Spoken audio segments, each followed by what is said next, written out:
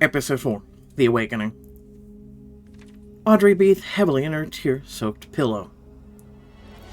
As often the case after particularly heavy dreams, she was stuck somewhere between reality and fantasy. She had the feeling that more was lurking in the corner, as if patiently waiting for Audrey to come to him willingly. She could smell the burned scent of his skin. Her whole body ached from his touch. Do dreams ever feel this real? Audrey had struggled all night. She could not escape her nightmare. Reality was so close, rippling above her in trembling circles, but more forcibly held her underwater until the morning. Audrey stared unblinkingly ahead. She could still see his face with his hollow eye sockets in front of her. She couldn't even remember what color his eyes had been before. Maybe they were always empty, bottomless pits? First rays of sunlight illuminated the bedroom, chasing the horrors back into the room's crevices, but Audrey could sense that they hadn't disappeared. How much longer can I endure the dreams again and again? She was sure that her lost memory was to blame. My subconscious is painting the most horrible pictures to try and fill in the gaps. Every night my tormentors come to me and abuse me, and every time they go further. I have to remember everything, seek help from a specialist, start taking sedatives, confront my fears. Confront my fears. It's all in my head. I have to clear things up. Her body responded to her tentative attempts to stand with a new wave of pain. She struggled to make her way to the mirror and closed her eyes for a moment.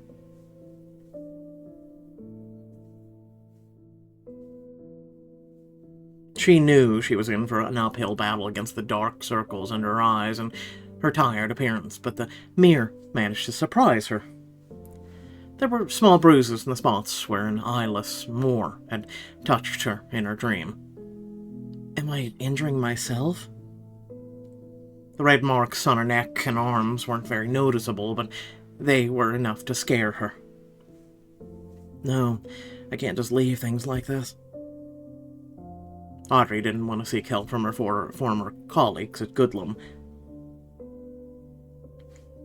Malik came to mind. Of course, he's a busy man. It's not a given that he'll make time for me, but it's worth a try. The phone in Audrey's hand suddenly came to life. Phil. You slept too long, Audrey. I didn't wake you up or wait for you, sorry. Your gift is in the living room. See you later. How curious.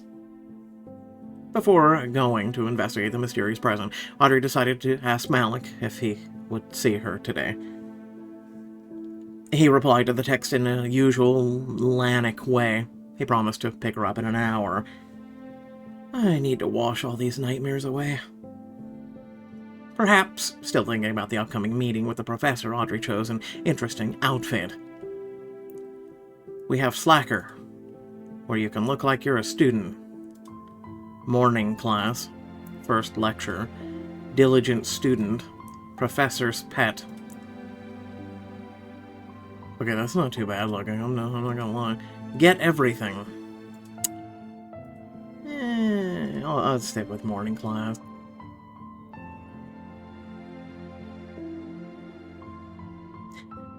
Continue. She fixed her hair, too. Long braids gathered. Wine. Interesting. Get everything. You know, I'm just gonna go with our usual.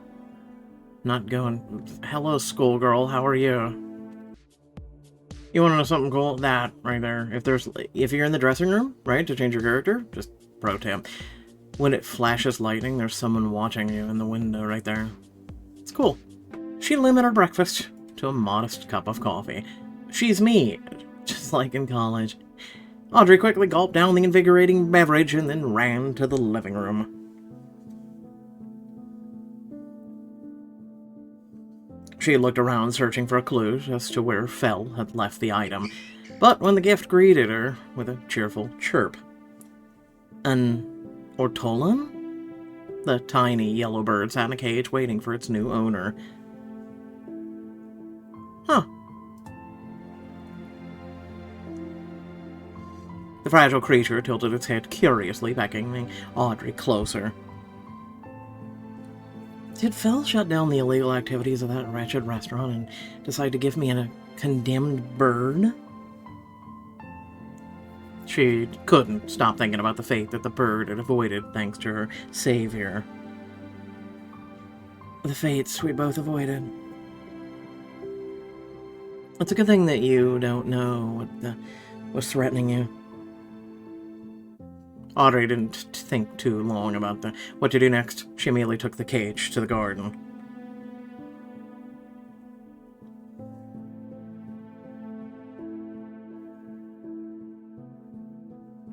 She opened the door and waited for the bird to decide to leave her temporary home. Instead of flying away, the ortolan hopped onto a branch and stared at Audrey. As if sensing that something was happening, a wolf emerged from the bushes. Hey, Bruno. Hi. I brought you a new neighbor. Bruno barked in approval and sprawled out under the tree. I need to make a feeder for her. The ortolan was soon joined by a lone bird that had seen Harry off on the day of his escape from Astrea. The old garden inhabitant shamelessly hopped on the thin branch and over to the guest, chirping a greeting. Now you won't be alone here. The thought of a garden coming to life warmed her heart. Audrey left the inhabitants be, both old and new. She left the garden with undisguised joy. Achievement unlocked. Nice company. You breathed new life into the garden. Yay. Oh, okay, you get diamonds for that too. Cool. Malik was already waiting for her at the main entrance. This time his curiosity was directed not at the building, but at the trees surrounding it. He met her with a question instead of a greeting. Do you like the garden? The question seemed out of place, but she answered obediently as she caught up with him. It's just a garden. It soothes me. I see. It must have a rich history. Perhaps. I haven't fully explored it yet. It seems vast to me. Malik was silent, lost in thought. Audrey didn't know what he was waiting for. She asked, Do you want to take a walk? Someday, definitely, but not today. Malik smiled broadly and opened the car door. Judging by his friendly face, I'm not bothering him too much. But as soon as she got into the car, his smile disappeared. Audrey didn't notice.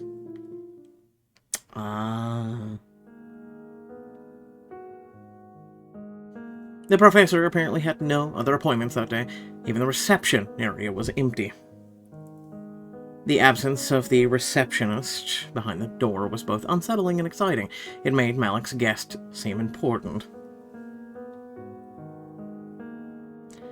Is he seeing me on his day off? Would you like something to drink? No, thank you. Audrey didn't wait for Malik to ask the first main question. She decided to start by expressing her gratitude. Thank you for agreeing to see me. My door always open to you, Audrey. Malik stood by his desk. She watched him, didn't dare to sit down either. I think I should clarify the purpose of my visit. I was hoping you could conduct a hypnosis session with me. And here I thought you decided to catch up on lectures you missed. Audrey sputtered. She didn't immediately understand what he meant.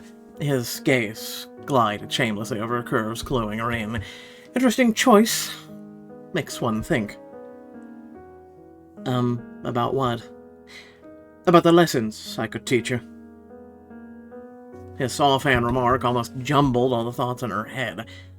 But Audrey found the strength not to give in to the strange provocation. She continued. Malik, the thing is,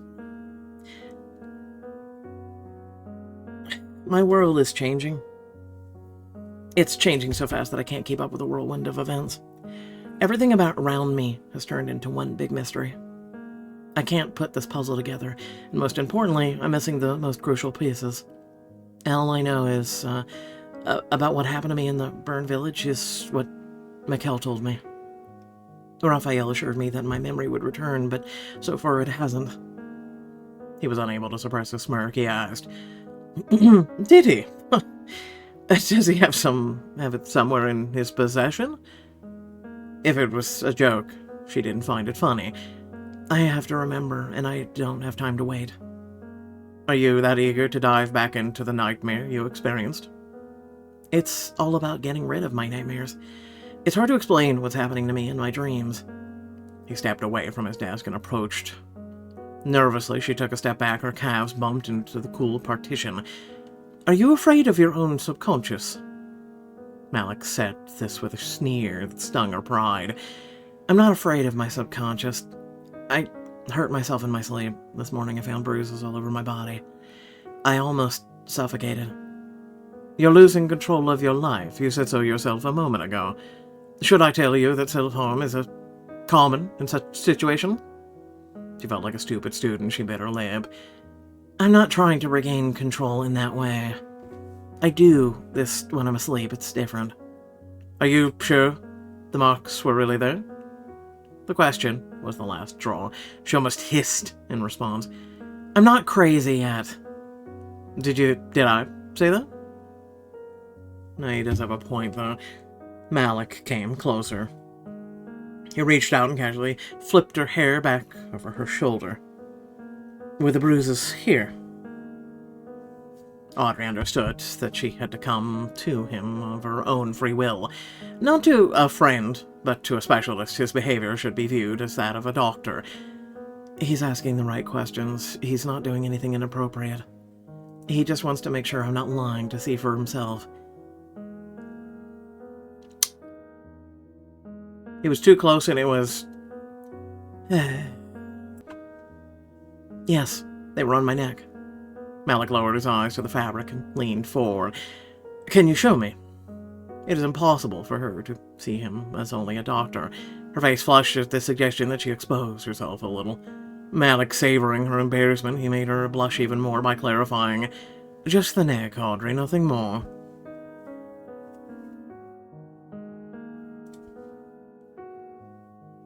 Audrey tried to calm her slight trembling. She unbuttoned the first button.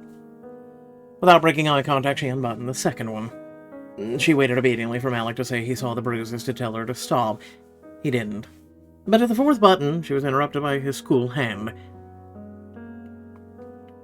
Yeah, you don't need to undo that many buttons.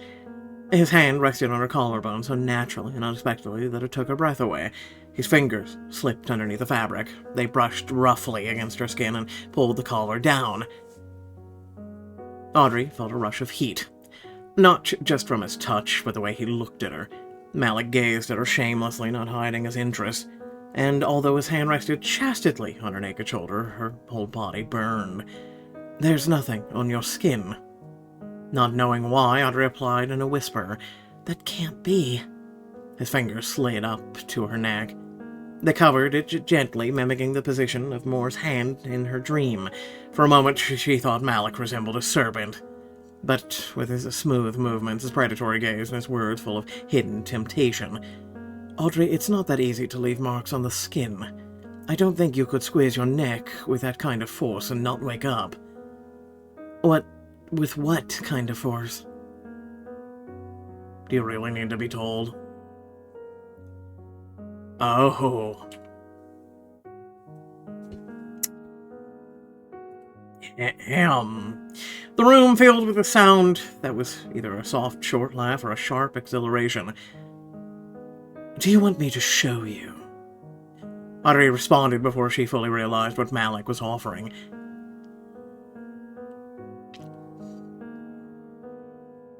Excuse me? What the hell? Audrey tried to turn away to gather her thoughts, but Malik didn't let her. He left her neck alone, but lifted her chin with his fingers. He made her look into his eyes. Perhaps it's not the nightmares that torment you, but your hidden desires. Audrey couldn't tell if he was teasing her or simply taunting her by questioning everything she had said. Irritation managed to break through the embarrassment. She lashed out with an not-so-threatening assumption. Maybe it's you who they're tormenting. This time Malik really laughed. It was a soft, velvety laugh. Maybe, Audrey. Maybe. Finally stepping back, he returned the collar of her shirt to its original state, and he began to button her shirt. He did so with deliberate slowness, as if prolonging the pleasure. Next time, Audrey, take a picture when you wake up with marks on you. Otherwise, I might think you're actually trying to seduce me. That's not why I came here. She struggled to speak. It wasn't even about his touch. There were too many conflicting emotions raging inside of her. To her horror, she felt a strange, almost imperceptible desire rise against her will to submit to him. Of course. Malik brushed invisible dust from her shoulder and nodded faintly towards the couch. Let's go. Will you lay down on the couch and try to bring back your memory?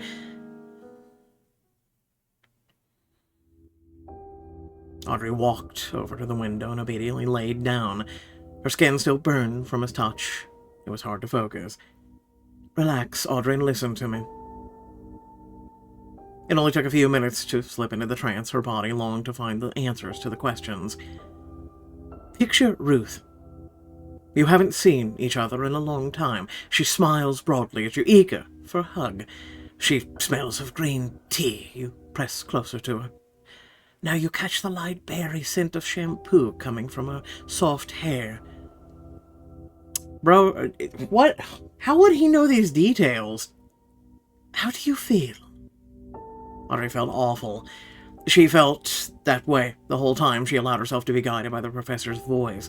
Malik didn't just succeed in his task, he exceeded her expectations. He walked her through all the events of that day. Even he lingered in the church, the most controversial part of her memories. The moment that when Raphael revealed his snow-white wings and hovered beneath the ceiling. What she saw made her want to hide immediately, but Malik asked her to describe the angel in detail. And you were the only one who saw him. Everyone saw him. Audrey was shaking all over. She tried to escape the memory, but the soft voice kept her in the burning building. Audrey gasped for breath through the smoke and the smell of blood, and she looked up. What did you feel when Raphael burned those people? Awe? I felt his power as his light filled me. I thought I might pop like a balloon at any moment. Then how did you get home? At this point, her memory lost its vividness. Only strange sensations remained. Pain, cold, wind whistling in her ears, the warmth of someone else's body. Raphael carried me in his arms. Where are you now? Audrey found herself in her room. She felt fear again. Now that she knew the outcome, she also felt shame. I'm in my bedroom. I hear their anxious voices. They're all nearby. Why do they need you, Audrey? She obeyed the voice. She suddenly found herself in Astrea's living room, face to face with her new superiors. Mikkel says that all roads will lead me to the beast. Are they using you? They hope I'll lead the beast to its demise. Malik's gaze became thoughtful, detached, like the day she had first come to him. She heard no new question, so she continued answering this one. Their hopes, like their fears, are laughable. Fears? Some roads lead me to the beast's victory. Audrey was now frozen in a completely empty room, recreated by her subconscious, and she listened. Good girl, Audrey. Now it's time to come back. Audrey slowly resurfaced into the reality, following the man's quiet voice. Along with her memory, the fear had returned. Question. What if this man is the beast? I'm just saying. Sometime later. This time, Audrey didn't refuse a drink. Malik offered her several options. I'll have a glass of water, iced tea, brandy. Iced tea, why not? She had to hold the glass with two hands to bring it to her mouth. An angel. An honest-to-God angel in the house I live in. She swallowed her rising panic along with the liquid and whispered, "No wonder I'm having nightmares." Everything Mikhail had said was actually true. Raphael had saved her and meant no harm, but knowing who he was didn't make it any easier. This time Malik didn't sit at his desk, he sat on the sofa next to her. He looked at her with undisguised curiosity and asked how she was feeling. I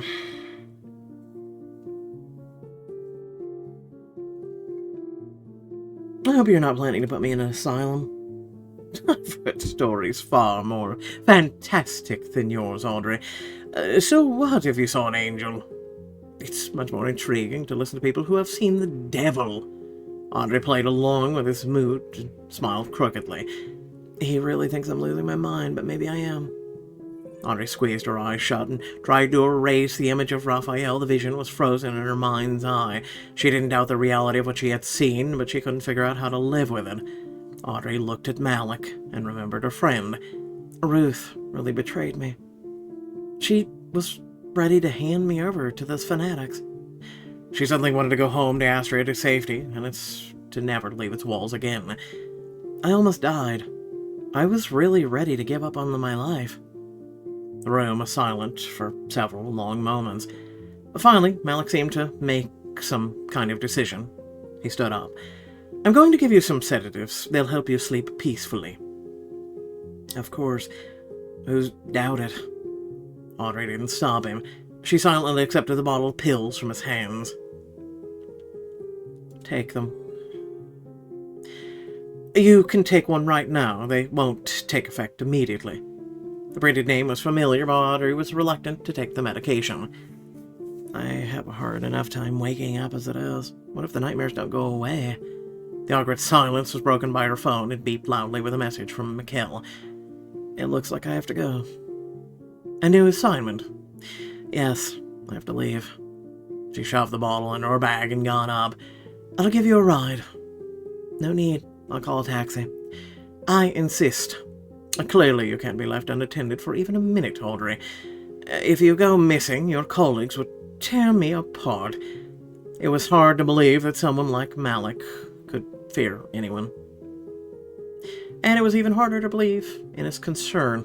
Still, given the choice between a taxi and Malik's car, Audrey was more inclined to choose the latter. The fewer outsiders in my life, the better. Audrey thanked Malik for everything and went to his car. Fell was waiting for her at the given address. Malik continued his show of care. He handed the evaluator directly into the hands of her colleague, and he introduced himself. Malik Sinne. Fell didn't respond immediately. First, she gave the man a suspicious look. She forced her name out with such reluctance that no one could miss how she had no intention of continuing the conversation. Felonia. But Malik did not let her go so easily. How curious. I wonder why your parents gave you a name with such perverse meaning. And for what purpose did yours give such a lofty one? Fel means evil or a moral act. Malik shrugged and smiled. Malik in Arabic is king. Interesting. Many people want greatness for their children. But punishment. This is the first time I've encountered such a thing. Royals should avoid such encounters. Fel's anger grew with every word, while Malik's smile only widened. I didn't expect Astrea to have such personalities. I don't work at Astrea. I'm with the police. Oh, that makes sense to me now. God, why is he picking on her? I mean, he's not really. It's kind of a tit for tat. Change the subject. Fel, didn't we need to hurry to that meeting?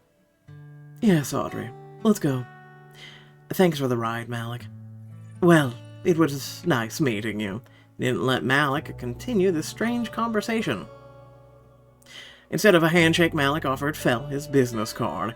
If you ever need help with anything, I'll be glad to assist. Audrey was certain that Fel wouldn't even touch the small card, but after a brief moment of hesitation, she took it. Fel waited for Malik to get in his car and then blurted out, "Who is he?"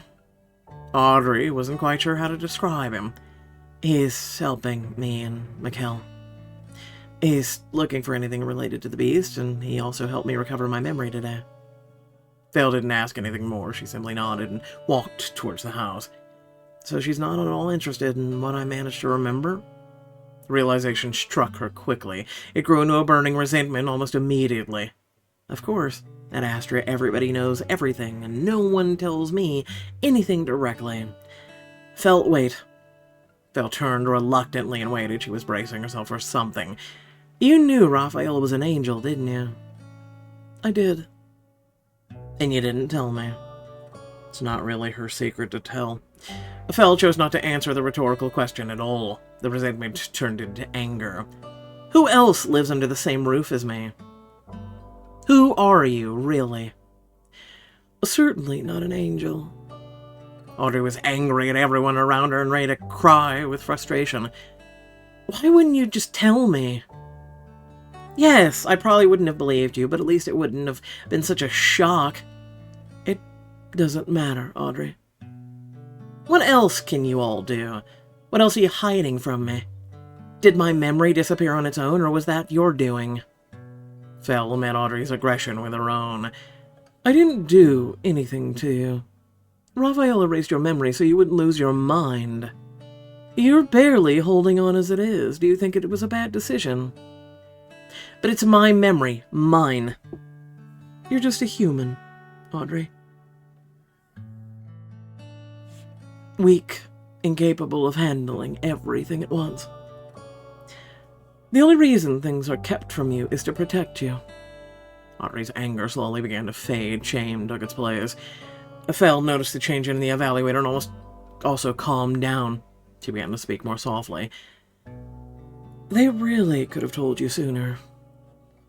And if Somnus and Furious hadn't gotten involved, I'm sure they would have kept the truth from you even longer."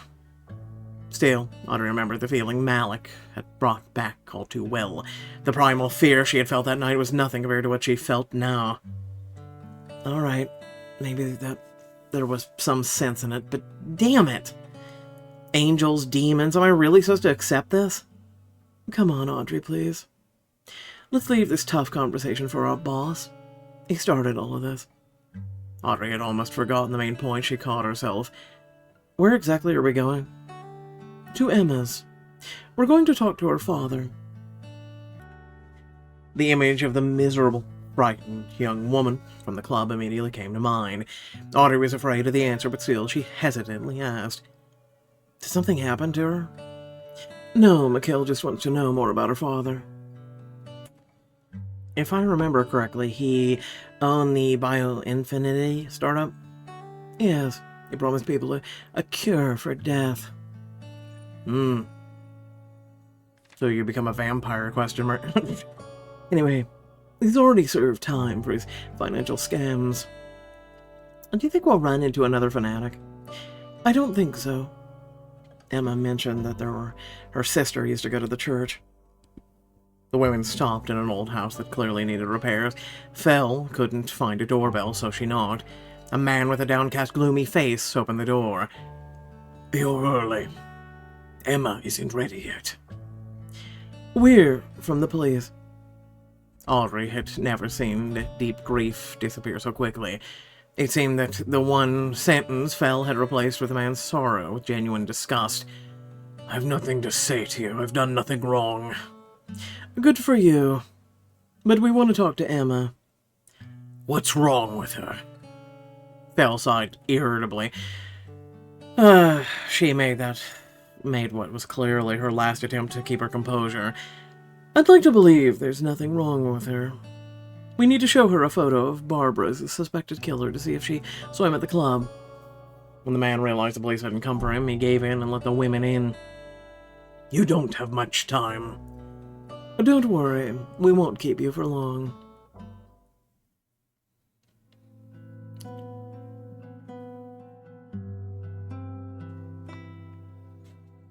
The modestly furnished room had worn furniture and looked shabby. Before sitting down on an offered chair, Audrey pressed its back to test its sturdiness. "Barbara didn't die that long ago, so this place didn't fall into disrepair because of the tragedy." "She'll be down in a minute." There was no extra piece of furniture, so the man remained standing. He glared at Fell and asked, "Did you catch him?" The question gave the evaluator pause. "Really? What happened to Moore?" "We didn't catch him. He died. He burned alive in a church."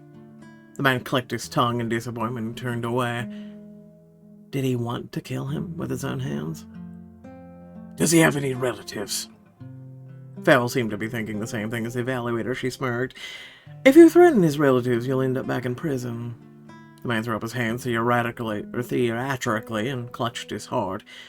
"God forbid! What are you talking about? I just want to sue them. That's all. Barbara's death brought us so much grief we could use the money." The condition of the house suggested the family could indeed use the money. He wanted to get rich by deceiving people, and now he himself is poor. Fell wasn't satisfied with his answer. Instead, her features hardened and her voice grew frighteningly cold. "Did you pay moral damages to the victims of bioinfinity?" The man no longer clutched his heart. Instead, he assumed a threatening, closed-off pose. "What a comparison. Did I kill anyone?" "Didn't patients refuse treatments because of your promises? How many people have you robbed of their loved ones?" The conversation was becoming very tense. "I didn't force anyone to follow me. I believed that my projects would work. All the test subjects signed waivers. They had no claims against me." "He took advantage of people who had lost all hope?" "Yeah, hard not to judge a person like that. Any questions will only bury him deeper. So,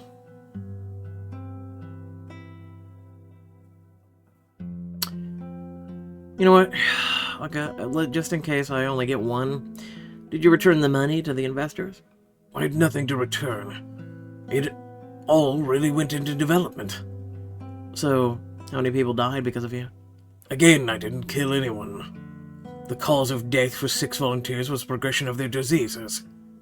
"So, why didn't you get such a long sentence?"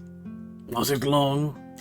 I served my time for it a long time ago. There were many risky projects after that." "So, it's just a con man, that's all. You don't take the easy way out, do you?" "Is it my fault that people part with their money so easily?" "And I suppose you spend all your earnings on lawyers." The man lifted his chin proudly and said, "I don't spend a penny on them. You'd be surprised, but not everyone sees something illegal in what I do. There are still people in this world who, out of conscience, are willing to help the wrongfully accused." Audrey really wanted to ask him why he was living so poorly if that was the case, but the awkward question was interrupted by Emma's appearance. She entered the living room quietly, like a ghost. Ignoring the guest, she approached her father and said she was ready to go.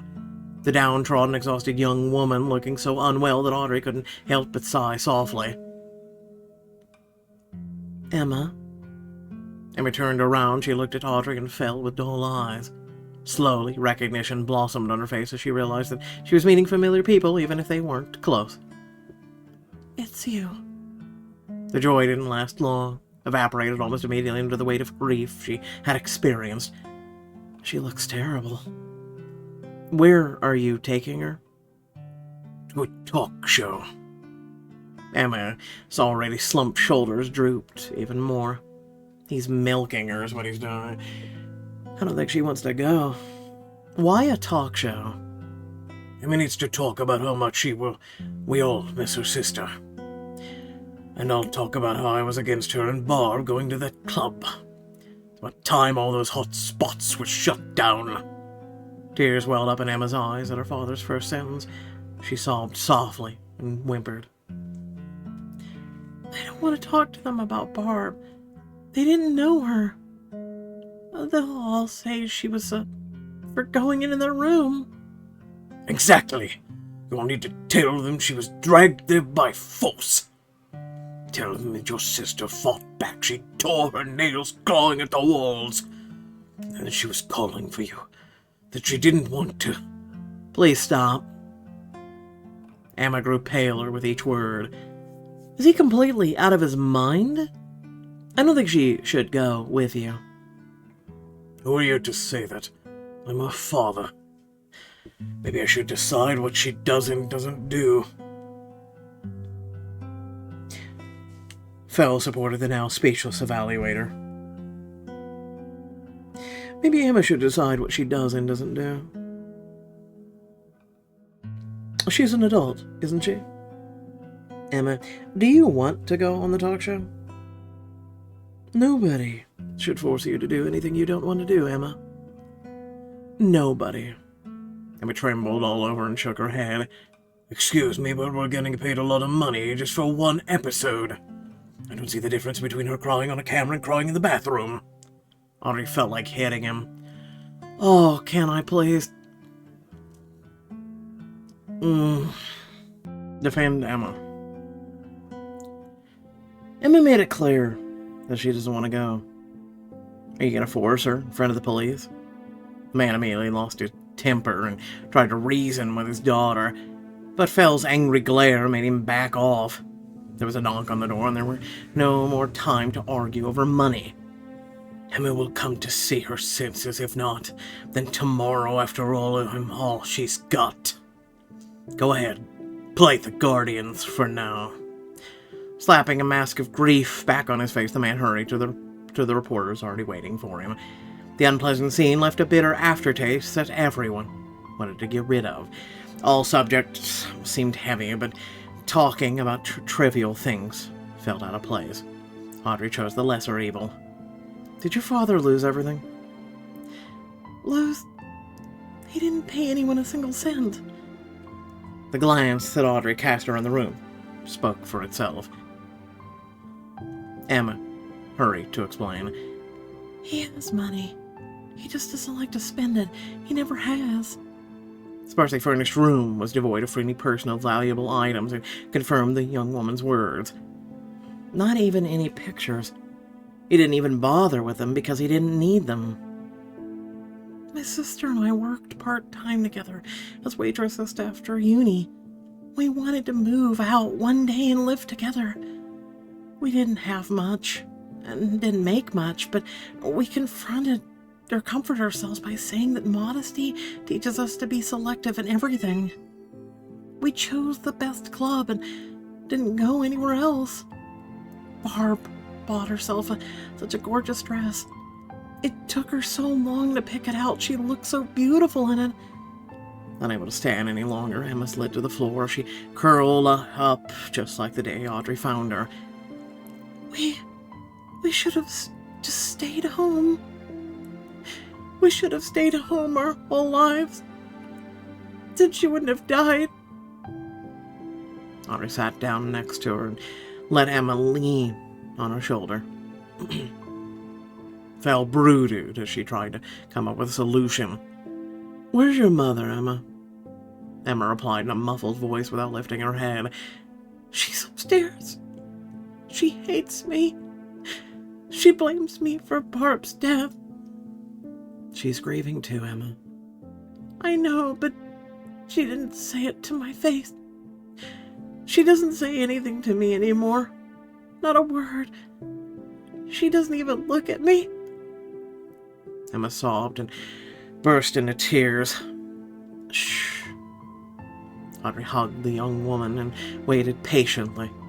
Fell seemed to have decided something. She crouched down in front of them and gently pulled Emma away from her colleague. Emma, do you have any other relatives? I have a grandmother, but she lives on the other side of the city. Do you want us to take you to her? Emma nodded and stood up so quickly it was as if she was afraid they would change their minds. Just like at the club, the evaluator had to take Emma by the arm and help her reach the car. It was obvious how much the walls of the house weighed on Emma. She had no other No one there to support her. She was lost, drowning in her own grief. Audrey knew very well what it felt like to have everyone around you rush by, leaving you with no one to lean on. But she couldn't even imagine what this was like, to be plunged into such crushing loneliness, not by birth, but by the loss of the close person in your world. Is it even possible to overcome this? It feels like it. It feels like you'll never overcome it. Been there, done that, got a t-shirt. But you can. It was only at Astrea's door that Audrey remembered that they had never shown Emma the picture of Moore. I failed to reassure her, she said that wasn't the reason they had gone there. But then she hesitated and suddenly refused to enter the building. You know what? I think I'm going to find out exactly who helped Emma's father get out of prison. Did you tell Mikkel everything yourself? Audrey suspected that it had become even more difficult for Felt to talk to the others. Agreed willingly.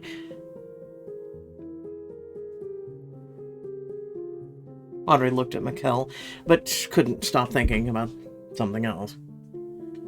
She tried to imagine what he was, since he introduced himself as Raphael's brother. An angel, probably? The report was brief indeed. He stood at the window, he stared thoughtfully at the outline of Astrea's statue. When Audrey finished, he did not speak right away. The young woman's father turned out to be far from a pleasant person. Just like our sinful fathers. The words just slipped down. Do you think sin is the key factor?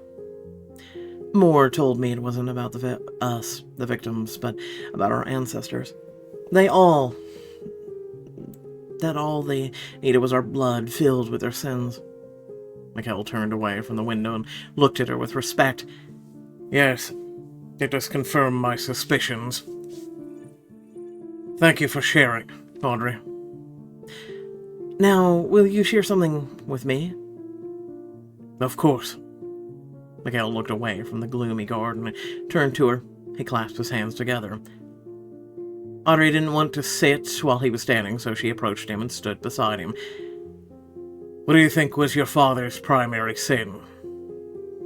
Oh, that's easy. Pride. Exactly, Audrey. Your father thought himself a god, able to decide who lives and who dies. He defied the Creator and his pride destroyed him. The first victim's mother died from illness long before her son was murdered. She ran a small brothel, had a very perverted way of doing business, often exploited others. Adam Veleno, the restaurant owner, became obsessed with the indulgence of the flesh. Emma's father hoards his money, terrified of spending an extra penny. I can see how that's a sin. It wasn't difficult to draw further connections between the sins. Harry's father killed his mother in a fit of rage. Lily's mother threw acid in her rival's face when she lost a roll to her. There's one more girl, the one whose murder led to Moore getting caught, right? Was her father guilty of sloth? Yes. He was the heir to a wealthy family who never achieved anything. His only accomplishment in life was his daughter, but he lost her too. Before she died, Moore let her call her father.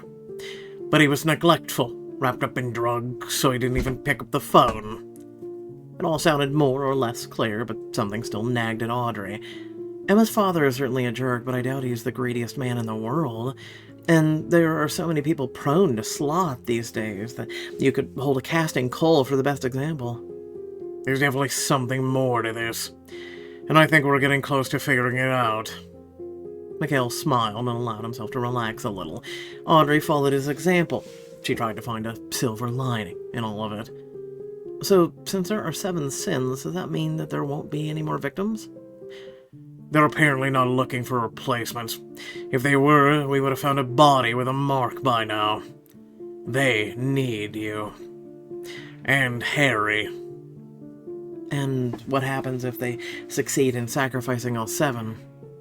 He seems to know, but was in no hurry to answer. Audrey's decided to speak up and try to read the truth in his eyes. Will the beast come to Earth? Her guess was not confirmed. He shook his head sadly and finally answered, I'm afraid it's already here. It's always been. The question is what will happen to us? His words only made things worse. Audrey shivered involuntarily. She wrapped her arms around herself.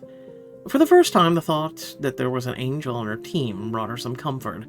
Her anger had vanished, replaced by a tentative acceptance of her fate and these strange circumstances. Maybe we have a chance. This time, it was Mikkel who decided to change the subject. Has your memory returned? You mentioned Moore's words. Realizing this, she nodded. Yes.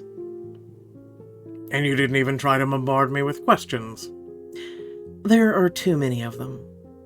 And there are even more emotions inside me. I don't know whether to be angry or sad. Feels like I've gone through all of my emotions at least twice already. I feel crushed by them and exhausted. But if you're ready to answer, I'm ready to ask. Go ahead. He invited her to proceed with a smile that loosened her hands and tongue. I cannot let him avoid the answer again. I'll ask with directness and demand the same in his answers. Answer the main question, who are you, an angel like Raphael or human? I'm an archangel. The direct answer not only deprived her of clarifying questions, but also the power of speech. After what Raphael had done, it was possible to guess that they were all celestial beings. But somehow Audrey still felt like the ground was slipping out from under her feet. She felt like asking, who am I, then? What connections do I have to all of you? And the others? Cassiel, Fel, and David are demons. Oh no, this shocks no one. This literally shocks no one. When he received no reply, he continued, You have nothing to fear from them, Audrey. The demon that possessed the girl's body is not like your colleagues. What a relief. Audrey felt like a fish that had been thrown onto the shore. It was as if the river where she had lived for so many years had suddenly become poisoned. It forced her to flee, and even in the new place, she couldn't breathe. Are there many of you among humans? No, I think you can count us on one of the fingers of one hand. Bro, that's literally impossible. There's 5 of you under just this one roof. We won't talk about Inferius and Somnus. Earth isn't the most attractive place for us. Interesting. Did you take a poll? But you're here. Yes, and it's not our choice. It's our duty. She wanted to process this information alone, but with the ease with which Michael had answered questions today urged her to stay. Maybe I should stay a little longer.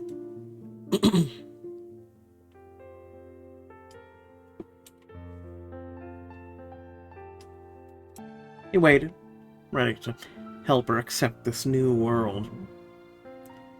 His answers will probably make my head spin. Oh, there's a good solid 100 diamonds. Alright. Where are your wings? They're hidden. But, you know, hey, let's go with them.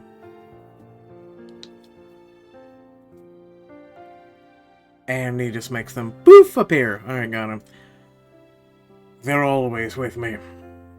A quiet, soft rustling filled the room. It brought a proof that sent shivers down the evaluator's spine. The wings grew behind his back like a snowy white mountain, slowly and majestically. The sight was so unusual and beautiful that it took her breath away. Even folded, they seemed enormous. I can unfold them. There was something intimate in the offer, but Audrey couldn't resist a timid nod. The Archangel's wings unfurled with a sharp whistle. She couldn't look away, even though her eyes stung with the light emanating from his feathers. The tips were tinged with gold, likely indicating the status of her superior. He's so beautiful, it's maddening. Audrey felt how small this once large room had become, how insignificant she was compared to the being standing beside her. Archangel. It felt as though clouds had descended to earth with his wings. as though they filled her lungs with an overwhelming awe that made it hard to breathe. Audrey. Audrey was overcome with mixed emotions. She wanted to either laugh or fall to her knees. He stood. He seemed to sense her mood. He hurriedly folded his wings. He gave his face an expression of human understanding, but she still couldn't look at him the same way she had before. Don't they get in your way? God gave us the ability to retract them at will before he sent us to Earth. We've grown so used to hiding from others that we don't even show our true forms to each other. And no one has noticed them until now?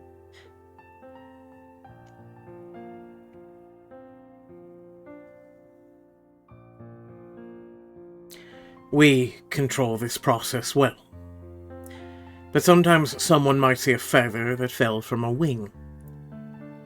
The same question that had crossed her mind when she remembered Raphael floating under the ceiling now came back to her. How should I act around him now? They're just wings, Audrey.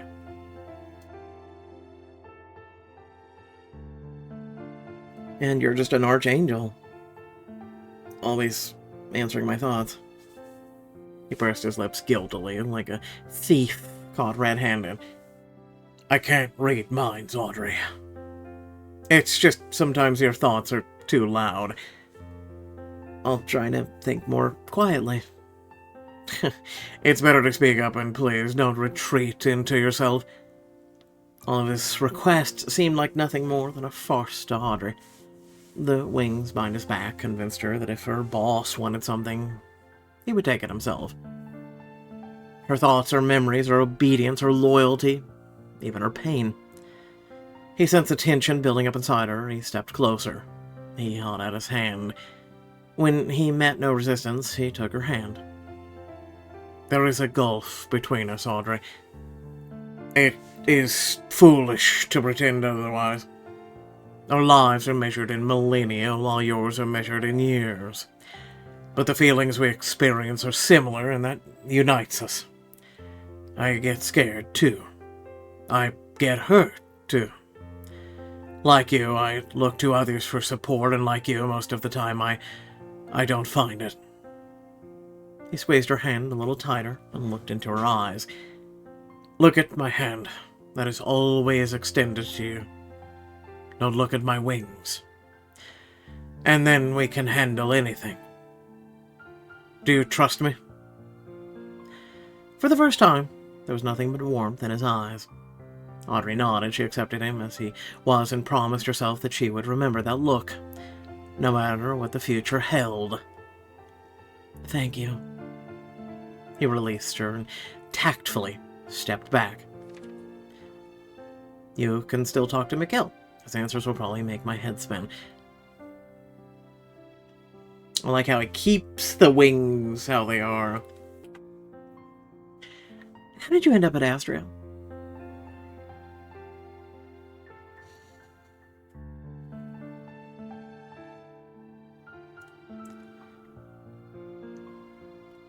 You mentioned many times that you didn't choose this path, and now you've told me that living among humans brings no joy to immortals. Is working here your punishment? I am fulfilling my duty, as is Raphael. Mentioning their true nature out loud felt uncomfortable, but with an effort, Audrey managed it. What about the demons? Don't angels fight them? Demons tend to fight amongst themselves. For power, thrones, an extra scrap of land. Audrey thought about that and drew a parallel to humans. It's like we really were made in their image. However, we do have an unusual mix here. There are some facts about your colleagues' lives that you should indeed know. Audrey held her breath and leaned forward. David is the son of a demon who was once very influential. If he returns home, he will be torn to pieces. One part of him will replace his father, and the other will be destroyed. He chose to live here and serve God. Fel has broken the laws of both heaven and hell. Her path leads only to the gallows. Is she asking you for mercy? Not for herself, for her loved ones. But it is not in my power to arrange their reunion. Is she doomed? Audrey didn't get to ask exactly what Fel had done before he moved on. Cassiel is perhaps the only one who can leave, but he is also the only one who certainly will never will. He lost someone dear to him here. His sister is buried near the statue of Astrea. The stories were so brief, yet so heavy in their essence. They settled like a stone on her heart. It suddenly ached for every resident of the house. That's probably all I can tell you without going into topics I shouldn't. I understand. Audrey felt she had learned too much already. They were supposed to tell me themselves when the time was right. Each of us carries our own pain, and I'm sure we all have to share it with someone, even if no one admits it. Audrey would have gladly shared everyone's pain. There was a denouement within her. Upon learning of her colleagues' immortality, she immediately became familiar with their weaknesses, and their weaknesses were common to all mortals. We're all running from something. It doesn't matter if we have wings on our back or not. You have learned interesting information about your colleagues. His answers will probably make my head spin. Yeah. Very short and sweet for that one. Do heaven and hell exist? Duh. In a manner of speaking. Yes, but the reality is a bit different from what humans describe. Audrey skipped the details and asked the main question on her mind. Did my mother really call me? Did she call me from hell? Mikhail had probably promised himself to answer her honestly, and so he nodded reluctantly. Yes, it was her. Sometimes a rift opens between our worlds. We try to seal it. Communication between the living and the dead is forbidden. But it's possible. A glimmer of hope immediately returned to her heart, only to pierce it like cold steel. There's very little left of your mother. That glimpse of consciousness you heard on the phone was already a miracle. A miracle that only a mother trying to protect her child could achieve. His words brought her even more pain. The tortures and torments that human souls endure in hell are indescribable. Physical pain is nothing compared to what these souls experience.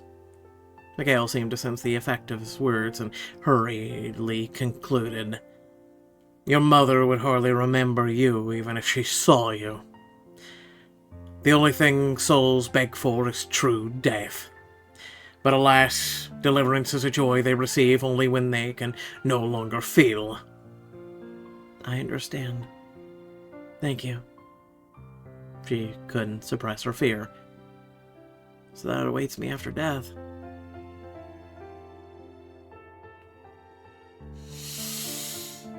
I have nothing more to say.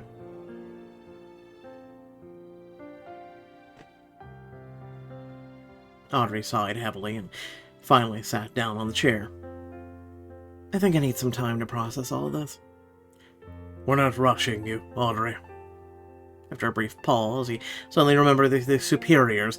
By the way, Somnus and Furious are also celestial beings. I'm not shocked by that either. I think I figured that out as soon as I saw them. What's special about them? Their abilities. They can control people's dreams.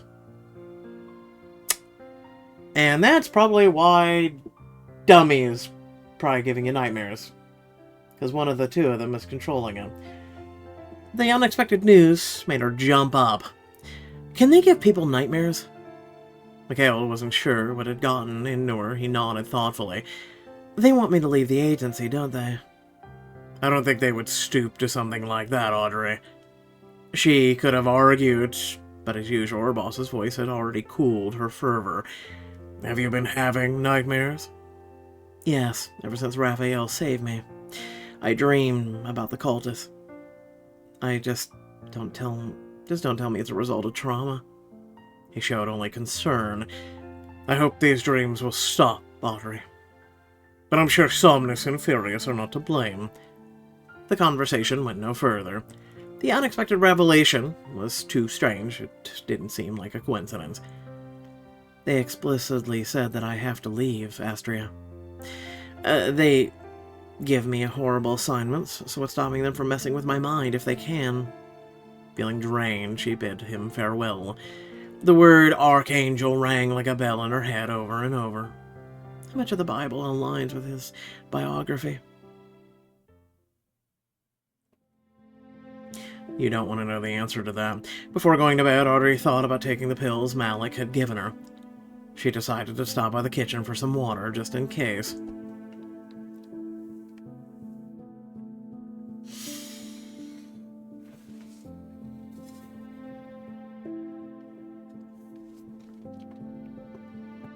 The kitchen greeted her with a peaceful silence. The residents of the house made no sound, allowing her to think calmly about what to do next. Can we get more than water, please? I'd take it. Audrey worried that it would be even harder for her to escape a nightmare. She gave herself some more time. She twirled the bottle on her hand for a while, then decided to take the pills in her bedroom. It's like I'm delaying the inevitable.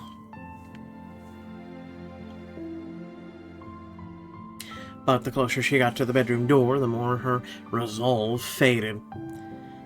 I'll have another nightmare. Nothing will change. Audrey truly believed that somewhere in the shadows of her room was Moore himself burned alive in the church, and that he was waiting for her to finally lie down on the bed and close her eyes.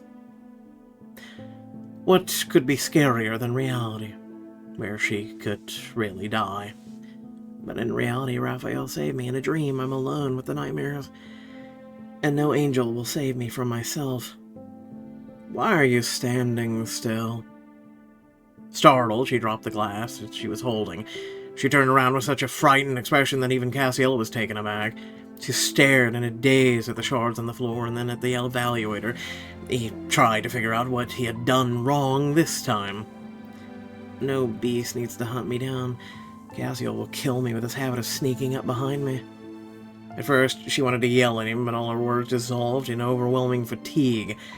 It felt like suddenly broken glass had made the decision over accepting Malik's help for her. So, no medication then. Audrey waved the question away. She thought about cleaning up the shards and where to put them. Sorry, I didn't mean to scare you. Audrey waved that away too, kneeling down. Then she realized that if she started picking up the fragments with her hands again, she would probably definitely cut herself. I think it's time to visit Astrea's storage closet. The unusual silence worried Cassiel greatly. He knelt beside her and looked intently into her eyes. Are you alright? This needs to be cleaned up. Someone could get hurt. I'll take care of it. Audrey was in no mood to argue or clean up. She willingly accepted the help. Thanks. She stood up and headed straight for her bedroom. She prepared to go to sleep. Maybe all of this really was because of my lost memory. Maybe things will get better now. She had barely gotten into bed when there was a soft knock at the door. Audrey hoped it wasn't the start of another nightmare. She peered cautiously into the hallway. She was relieved to see Cassiel through the crack of the door. He was holding a glass of water. She opened the door wider. Thanks, but I don't need it anymore.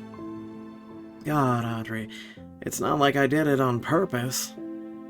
Audrey realized how her words might have sounded. She hastened to explain. I really don't need it. I've changed my mind. The confusion on his face made it clear that taking the glass would be easier than trying to explain anything. But Cassiel did not wait for her thanks or explanations. He walked into the room, set the glass on the bedside table. He muttered irritably, Sometimes you act like a child. Me? Justify yourself. I took the water to wash down some sedatives. Wasn't sure if I should take them or not. When I broke the glass, I decided it wasn't worth it. Trying to grasp her point, he asked. Is it because of the last assignment? No. It's because of my nightmares. They just won't stop. Do you dream about us? She shook her head and sat down on the edge of the bed. Maybe I will dream about you tonight. Mikhail told me that all of you are immortal. The news seemed to surprise Cassiel as well. It surprised him so much that he too decided to sit. He threw Audrey a wary glance and sat beside her cautiously. How are you? Audrey had to look inside herself to order to answer the question. How am I really?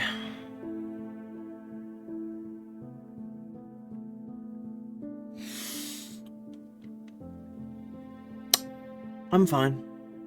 It feels like I've done this for a long time. I just needed to see your wings for everything to fall into place. Cassio's shoulder relaxed a little. I'm glad you're taking this so well. It would be too much for you to handle if I escaped again. Instead of agreeing, Cassio gave her a warm smile. Audrey felt the room filled with the peace that he had brought with him. She wanted to keep him there just a little longer to let the room soak up his protection. I need to talk to him about something. Are your wings like Raphael's? Cassio didn't respond immediately. It was like he was remembering what his colleague's wings looked like. Mine are black. Can you show them to me? No. Before taking offense at the refusal, Audrey wondered what the reason might be. Maybe they can't always use them? But he explained his point. Haven't you seen enough impressive things for one day? Are your wings really that impressive? Cassio's sincere attempt to challenge him and smirked. Oh, sorry. I forgot you're not so easily impressed by wings anymore, Audrey. So, you won't show them? Another time. I promise. Another time was good enough for her. Alright. Try to get some sleep. We've got a tough assignment tomorrow. To avoid unnecessary anxiety, Audrey decided not to ask for the details. If you still can't sleep, come knock on my door. We can take a walk in the garden. Alright. Audrey was overwhelmed with gratitude. She had barely stopped herself from hugging Cassio goodbye. Judging by his happy expression, her smile was more than enough for him. Good night. Good night, Cassio. Audrey closed the door behind him and finally sank onto the bed. I hope my night is a dreamless one. That's usually when we get dreams. The house Audrey grew up in hadn't changed at all. The floorboards greeted the old resident with a familiar creak. It led her to the old but well-kept couch. The room still smelled the same. A light honeyed scent of wax, the musty smell of well-worn books. Audrey sat on the firm slip cover. She folded her hands in her lap out of habit and stared at the window. Dust particles slowly danced in the air in front of it like tiny yellow stars. Audrey watched their dance and waited. Her father came down at the same time as always. Are you ready, Audrey? Her father stood in front of her, scattering the dust particles. He placed his heavy hand on her fragile shoulder. He squeezed it, as he always did, without considering his own strength. He didn't expect an answer from her. It was always the same. Standing up obediently, she cast a glance at the door leading outside, preparing to leave for the hours-long service. But this time her father led her in a different direction. The room had changed. A door had appeared out of nowhere in one smooth wall. It creaked open as if obeying a silent command, revealing its black maw. Come, Audrey. I will introduce you to the beast.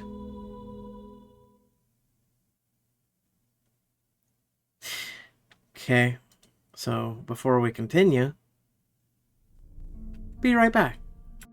3 faith, 1 skepticism, 5 reputation, and diamonds. speaking of which, looks like the next episode of Astrea's Broken Heart is available. So, if you did enjoy, please make sure to like, share, and subscribe. Head down the description, plenty of ways to support. Leave a comment letting me know your thoughts, but aside from that, I will say the following. Again, I'm really not shocked by the revelations or reveals that happened. I mean, I think with Fell in, I believe it was last episode, we already saw, or at least were hinted to, the possibility of something otherworldly going on with her. So nothing really, huge there. David, I kind of assumed. Cassiel, I assume. Pretty much, I'm gonna be honest with you, every single one of them, I assumed there was something. I kind of leaned, until last chapter, I kind of leaned towards maybe Fell being normal, since she wasn't a part, technically, of the agency, but then with last episode, it just kind of confirmed there was something up with her, and the whole, who, what, when, where's wiped out, and the way she acted, and everything else, and then, them acting the way they did with the whole, black entity, and yeah, no, they were seasoned and not even something that a normal person would be shocked by. So, even a normal person would seriously at least to show some semblance of emotion or whatnot. And these guys just, they don't have that, right? They're just, higher caliber, I guess you could say. So, I'll just say this, right? I like this. I like because, there's that realization that there can be bad demons, then there's good demons, or demons that play in the middle. Or as, they kind of have three demons, right? We've got Fel, we've got David, we've got Cassiel. Cassiel's one that, like he said, Mikkel, he was like, he can go if he wants, he's free to do whatever. So it's someone who's probably done his recompense, done his community service for the, the good side. And so basically, since he's a good, loyal person that's probably served them well, that, he's freely able to come and go and go, probably to heaven or wherever. Versus David, clearly, and people aren't happy with what David just did. And then Fell's a more complicated story that I would honestly like to know. And, like Mikkel said, it's not her story for him to tell. So I would love to know it. I'd love to know all their stories. In all honesty, I got a million questions that I myself would love to honestly ask. But aside from that, things like this interest me because, especially, just to give you a TLDR, I'm a huge supernatural / paranormal buff. I love, things like the Book of Solomon and things like that go into, like, the types of demons and the levels and who, what, when, where, and why, and I know a lot of them by name and etc. So, it just greatly intrigues me and interests me, especially because of things that I personally have dealt with. So, I really dig this book. It's kind of added a little extra flair to me enjoying this and wanting to see where it goes. So, hopefully it did the same for you, and hopefully you look forward to the next episode. Otherwise, thanks for watching. Catch you all later. Peace out.